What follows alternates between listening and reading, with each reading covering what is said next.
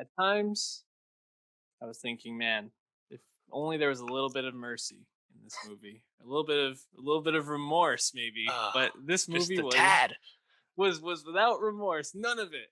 Uh, Michael B. Jordan, starring in the adaptation of a Tom Clancy novel, Without Remorse. Um, Man, I should say directed by Stefano Salima, Yep.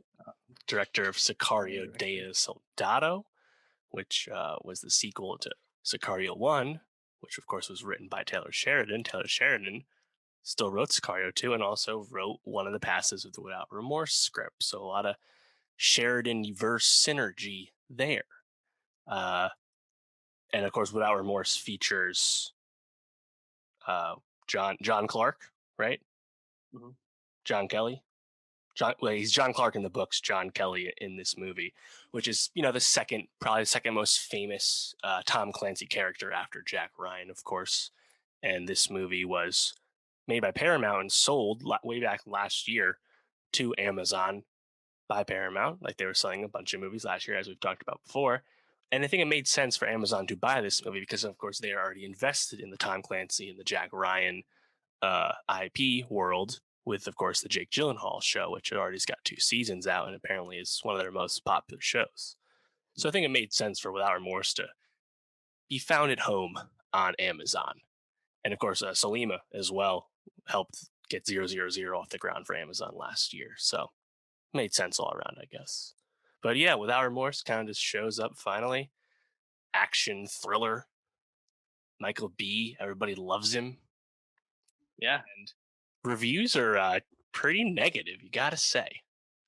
And I wasn't expecting that. I was like, this is going to be competently made, and yeah, it'll be dark, but I trust Salima. I like Michael B. I'm down. I was not expected to see such negativity around it, to be honest.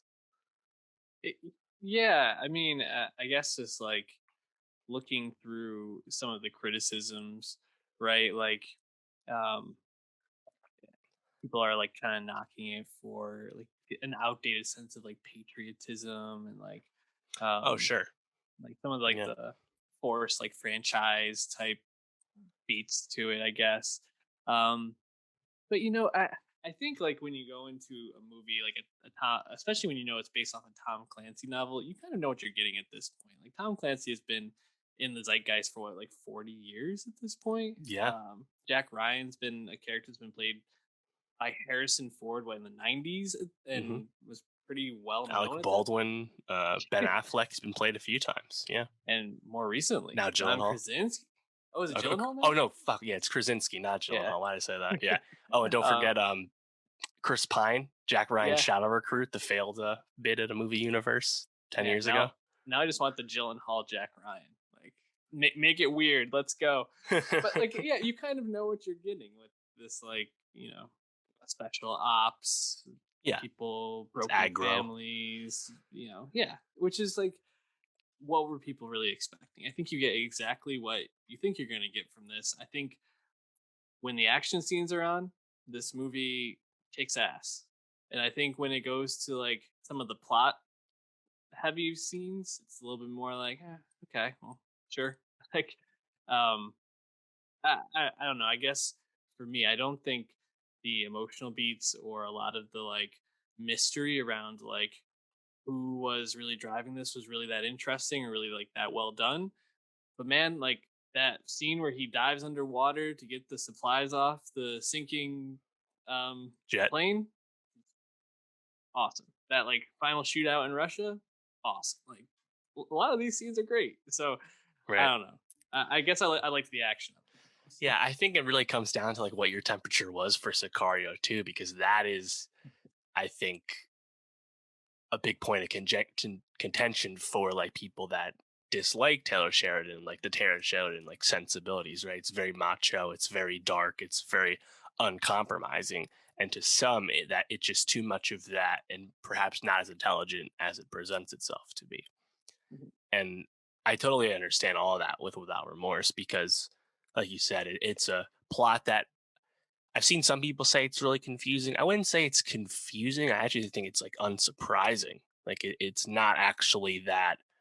like revelatory, and there's like, I guess there are weird beats that like don't fully pay off, like when Brett Gelman shows up in Russia as like a kind of a weird piece of casting as like an agent on the other side, and how him and Michael B, they're both pawns but on different sides of the board, bro. And it's like, whoa, you know?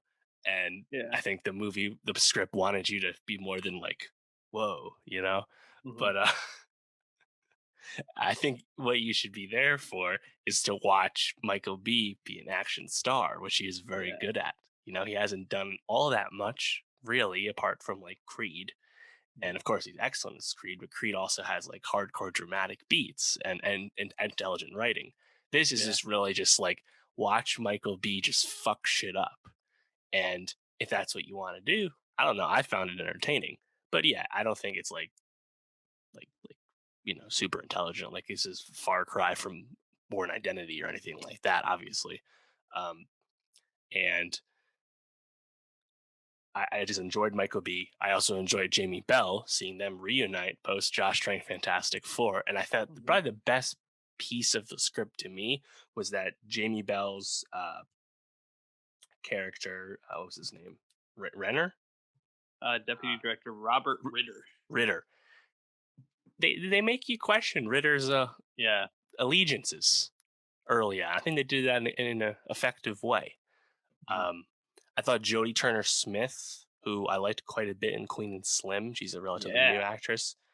I thought she was less effective in this, just Hmm. because she's kind of there to like be a foil of sorts to John, but Not really, it's I guess. Like yeah, she is, but she isn't.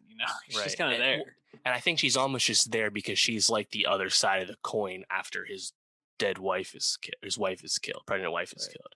Laura London, not the most glamorous part as the female character that is there solely to get killed and motivate the male character. Yeah. Unfortunate cliche, but yeah, I think he's got to be there for the action. Yeah. It's I think the action really is very good. I think um you mentioned to me, I actually didn't sit through it. I didn't watch the after credit scene, but Neither. they're setting up a Rainbow Six sequel. I thought they were going for Ghost Recon actually, because they're Uh, pretty much like, you're more valuable to us as a ghost. And I'm like, oh, let's fucking do this. Let's just walk around the shadows. That was that game's whole like right, objective, which is awesome. But right. um, So in the books, John Clark is the founder and commander of Rainbow Rainbow Six, the Six, gotcha. obviously now is a very successful video game franchise. But I'm actually quite curious to see if Amazon is interested in making this Rainbow Six movie. You have to imagine Paramount is no longer invested in this. Like I Hmm. said, though, Amazon, they got the Jack Ryan show.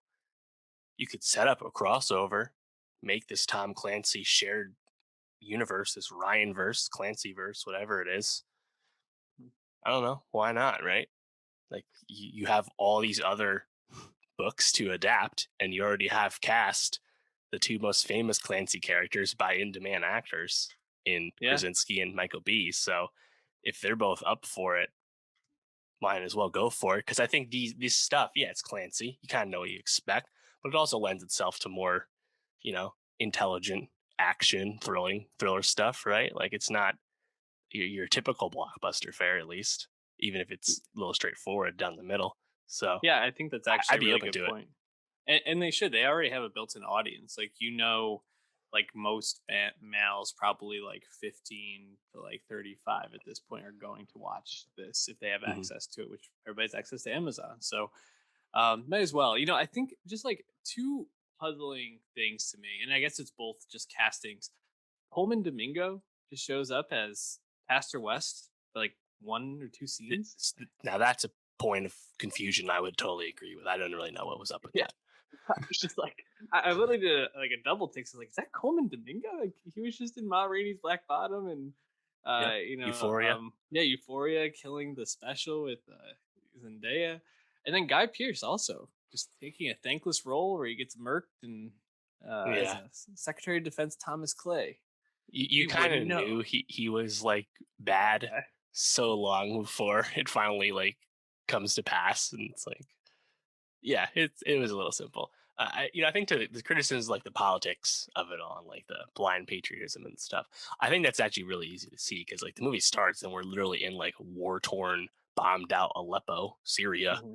watching, you know, black ops agents do whatever they're doing in a war zone. And it's like, huh, yeah, don't know why you need to root for these guys, right?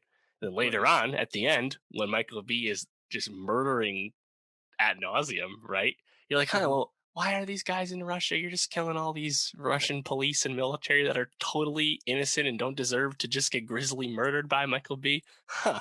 Again, don't know if you need to root for these people, but it's Yeah. compelling action nonetheless. Yeah. That's the same thing as the games. Like a lot of times it doesn't make sense, but you just kind of go with it.